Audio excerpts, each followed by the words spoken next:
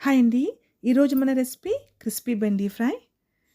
ఇది కర్డ్ రైస్‌లోకి, అలాగే సాంబార్, రసంలో సైడ్ డిష్ కింద చాలా బావుంటుంది. చాలా టేస్టీగా ఉంటుంది. ఇవి ఎంత క్రిస్పీగా ఉంటాయో చూడండి, వీడియోలో మీరే చూస్తున్నారు కదా! టేస్ట్ కూడా అదిరిపోతుంది. అంత బావుంటాయి ఇవి. అయితే ఇప్పుడు వీటిని ఏ విధంగా కట్ చేయాలి, అలాగే ఏ విధంగా ఫ్రై చేసుకోవాలి అనేది వీడియోలో మీకు క్లియర్గా చూపిస్తున్నాను చూడండి. ముందుగా బెండకాయలను శుభ్రంగా కడిగి క్లాత్తో తుడుచుకోవాలి. దాని తర్వాత వీడియోలో చూపించిన విధంగా నిలువుగా సన్నని ముక్కల కింద తరగాలి. అంటే ఒక బెండకాయని సన్నంగా రెండు ముక్కల కింద కట్ చేసిన తర్వాత ఒక్కొక్క ముక్కని 3 భాగాల కింద కట్ చేయాలి. ఈ విధంగా కట్ చేసుకున్న ఈ బెండకాయ ముక్కల్ని ఒక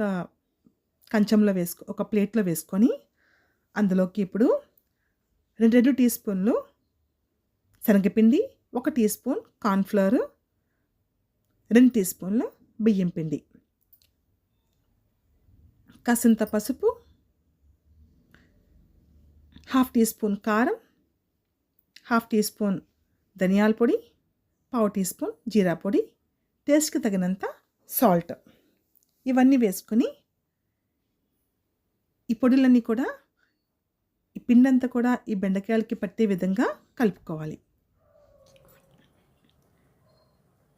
ఇప్పుడు ఒక 2 టీ స్పూన్ల ఆయిల్ని ఇందులో వేసుకొని బాగా కలుపుకోవాలి.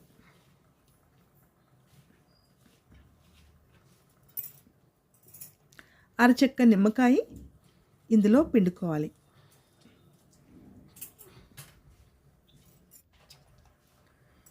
అలాగే ఒక 1 టీ స్పూన్ వాటర్ వేసుకొని ఈ పిండంతా ముక్కలకి బాగా పట్టే విధంగా కలుపుకోవాలి.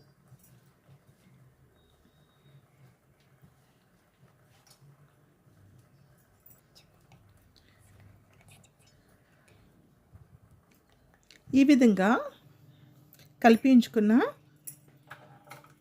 బెండకాయ ముక్కల్ని సైడ్న ఉంచుకొని ఇప్పుడు స్టవ్ ఆన్ చేసుకొని ప్యాన్ పెట్టుకొని ఆయిల్ వేసుకున్నాను.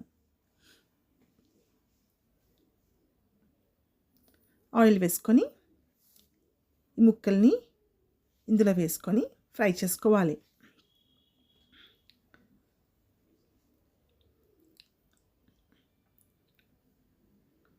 వీడియోలో చూపించిన విధంగా విడివిడిగా ఫ్రై చేసుకుంటే చాలా బాగుంటాయి.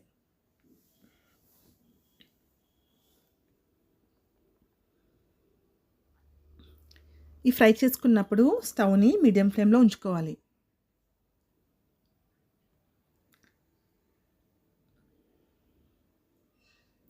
మధ్య మధ్యలో కలుపుకుంటూ ఫ్రై చేసుకోవాలి. ఇవి చక్కగా వేగిపోయాయి కదా! ఇప్పుడు ఒక ప్లేట్లో టిష్యూ పేపర్ వేసుకొని వీటిని ఆయిల్ నుంచి తీసుకొని ఆ టిష్యూ పేపర్ పైన వేసుకోవాలి. ఎక్స్ట్రా ఆయిల్ని టిష్యూ పేపర్ పీల్చుకుంటే తినడానికి చాలా బాగుంటాయి అప్పుడు. ఈ విధంగా మిగతా అన్ని బెండకాయ ముక్కలను కూడా నూనెలో వేయించుకోవాలి. ఈ నూనె అస్సలు వేస్ట్ అయిపోదండి. ఈ బెండకాయ తాలూకా పిక్కలు ఏమైనా అందులో ఉండిపోతే వాటిని ఫిల్టర్ సహాయంతో ఫిల్టర్ చేసుకొని మిగతా ఆయిల్ని మనం వేరే కూరల్లో వాడుకోవచ్చు.